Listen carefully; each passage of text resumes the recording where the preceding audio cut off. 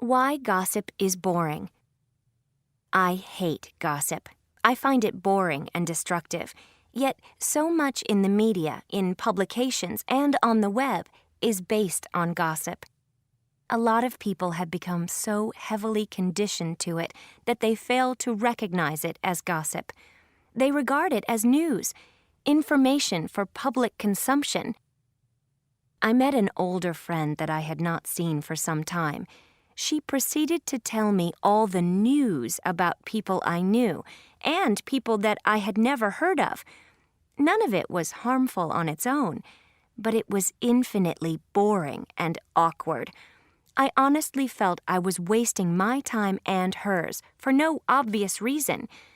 I also became very reluctant to share any of my news because I felt that it would very likely become public property. At some point, she realized that I was not engaged in the conversation and attributed my attitude to my obsession with work. So she started lecturing me on the negative effects of not having some normal time off. She then told me about someone else who carried on like me, someone I knew, and how sick she had gotten through overwork, that she had been hospitalized for about 4 months. I started feeling physically sick. What right does anyone have to upset someone to such an extent that they become sick? Why is it that disaster draws so much attention? Why doesn't anyone tell stories or spread rumors about good days, successful endeavors, and happy people? Imminent calamity seems to sell a lot better than a happy development. The trend has established itself quite well.